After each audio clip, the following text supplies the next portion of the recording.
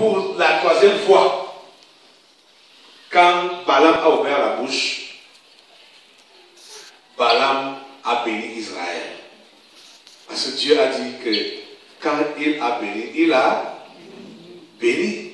Et Balaam a dit des choses qui ont outré Balak.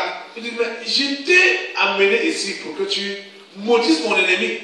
Et toi, tu ne fais que le bénir.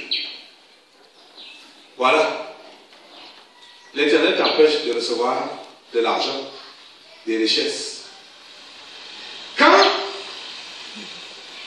Balaam a donc fini la cérémonie, qui devait normalement être une cérémonie de malédiction, c'est devenu une cérémonie de bénédiction. L'une des paroles qu'on a lues maintenant là, c'est la conclusion.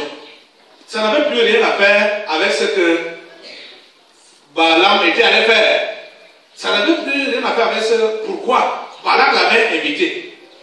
Maintenant, Dieu ouvre une page plus grande et va même dans les origines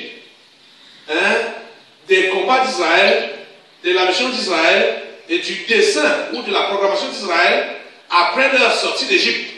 Ce qu'ils ont connu, le premier peuple, la première nation, les premiers gens qui les ont attaqués pour les empêcher d'atteindre la terre promise, c'était Amalek.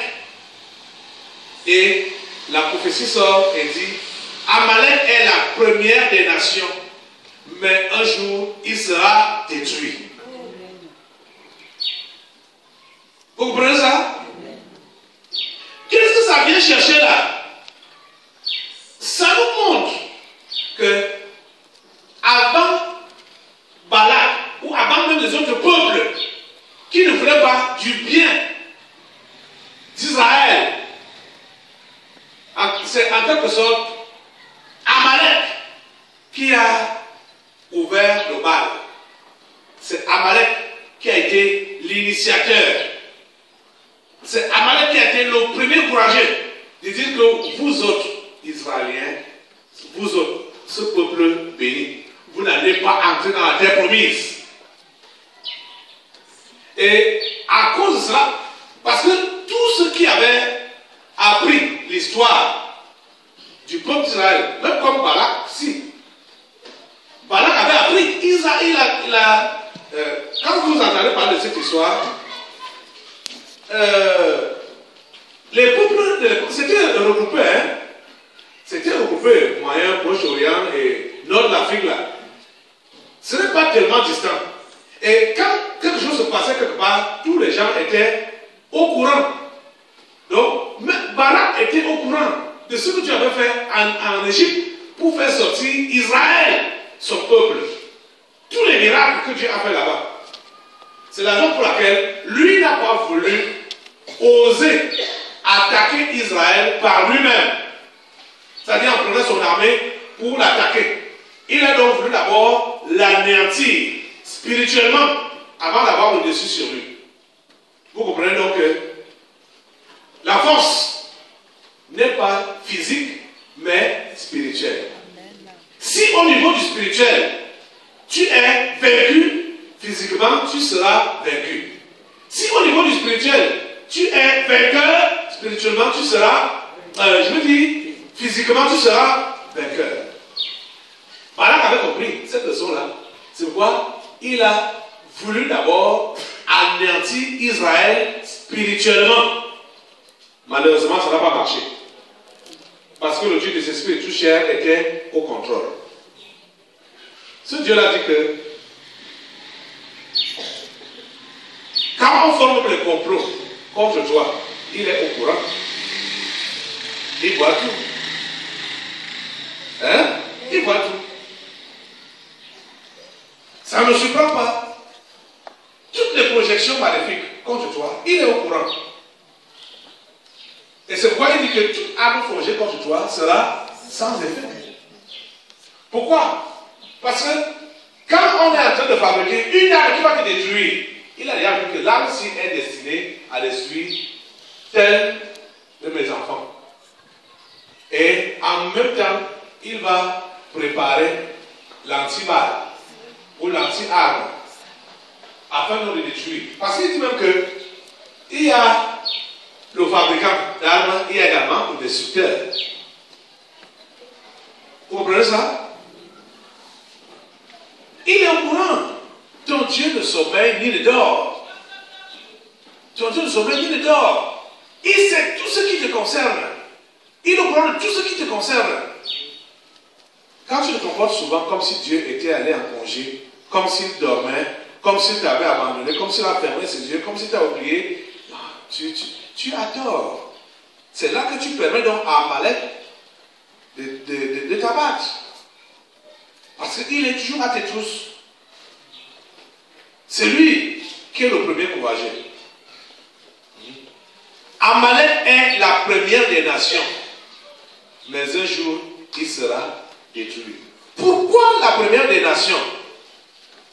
La première des nations à t'attaquer. La première des nations à ne pas vouloir ton bien. Et vous savez, quand on parle de nations, la nation commence par un individu. La nation commence par un individu. Vous devez comprendre que au niveau de votre vie, là, au niveau de votre destinée, il y a une nation qui est la première à vouloir vous détruire. Je parle de la nation et que ce soit à partir d'un individu ou même d'un pays, il y a toujours une première. Il y a une nation, il y a un individu qui est en tête, qui ne veut pas te voir traverser le désert pour arriver à la terre promise. Chacun a une nation derrière lui. La première des nations. Celle-là qui se lève pour dire, tu vas où? Tu prétends faire quoi? Tu es en train de te diriger vers où? Tu crois réellement entrer dans cette terre promise? Tu crois réellement entrer dans ce Canaan? Amalek est la première des nations. Quand ces paroles sont prononcées, je veux que vous puissiez revoir ou vous rappeler de tout ce qui a été dit les 2 premiers jours. Pour que vous compreniez que c'est la guerre contre Amalek ou la victoire rapportée sur Amalek qui va te permettre de pouvoir entrer dans la terre promise. On a vu avec Moïse, quand cette guerre a commencé, que Moïse a fait recours à la prière. Et dans des conditions réellement difficiles, où il fallait lever les mains du matin jusqu'au soir. Du matin jusqu'au soir, ce n'était pas facile. Les amis, tous ceux-là qui peuvent vous prétendre vous dire que les choses ont été faciles pour eux pour arriver au sommet, ils veulent vous tromper. Ça n'a jamais été facile pour remporter une victoire. Vous comprenez ça? Ça n'a jamais été facile. C'est du mensonge. Parce que quand on va te raconter comment ça a été facile, comment moi je n'ai jamais souffert dans ma vie, je n'ai jamais, depuis que j'ai cru, Dieu m'a béni, les choses prospèrent, vraiment ça marche comme sur les roulettes. Non, c'est du mensonge. C'est du mensonge. Ça c'est juste un appât qu'on te lance. Parce que quand tu vas t'intéresser, tu vas donc demander, mais tu as donc fait comment? Montre-moi aussi. Et on va te proposer d'être donc ton parrain. Et quel genre de parrain? Tu deviens la femme. Et lui devient le mari. Puis tu vois, tout ce que j'ai là, c'est par là que moi aussi je suis passé. Pour avoir, c'est très facile. Ce n'est rien. Vous comprenez ça? Ça n'a jamais été facile. Vous avez suivi le premier jour, dans Exode 17 là, comment est-ce que Israël a remporté la victoire.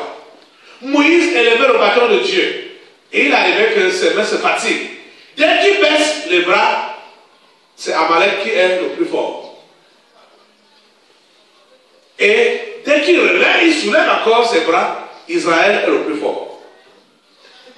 Et regardez, Dieu n'a pas fait que dès que Moïse soulève les bras pendant 1 heure, Israël devient le plus fort et remporte rapidement la bataille. Moïse a fait ce geste-là pendant toute une journée, jusqu'au soir. Toute une journée. Vous voulez que dès que vous avez seulement fait comme ça, crac, c'est fini. Vous avez déjà toutes les bénédictions, vous avez déjà toutes les grâces, vous avez déjà toutes les faveurs, vous avez déjà tout ce que vous avez demandé. Ça ne se passe pas comme ça. Vous comprenez? Ça ne se passe pas comme ça. Et dans l'attitude de Moïse, et ce qu'il a fait là, nous voyons la persévérance. Et dans tout ça là, Moïse ne s'est même pas plaint pour dire à Dieu, mais la position est trop difficile. Tu peux faire autre chose. Bon, laisse-moi planter le bâton là à terre. Comme ça, moi-même, je peux me reposer. Non! Il ne s'est pas plaint. La condition était que lui-même, avec ses bras, il devait lever le bâton, le maintenir debout au ciel, devant Dieu. Il n'a pas cherché de raccourci. Vous comprenez, non? Il n'a pas cherché de raccourci. Parce que plusieurs parmi vous là, dès qu'une situation se complique, vous voulez déjà demander à Dieu, Dieu, il n'y a pas une autre manière de faire, il n'y a pas une autre méthode, il n'y a pas une autre façon, parce que vous estimez que la façon qu'il vous a indiquée là est inappropriée. Donc c'est vous qui devenez Dieu pour donner des leçons de morale au Dieu créateur du ciel et de la terre. Ce qu'il t'a proposé, c'est ça qui doit marcher. Donc il faut seulement que tu appliques cela. Il faut seulement que tu obéisses. Amalek est la première des nations. Mais un jour, il sera détruit.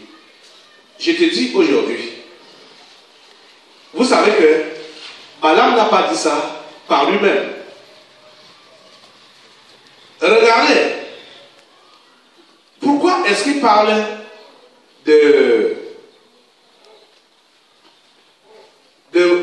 d'Amalek alors que il était invité par Balak, le roi de notre peuple?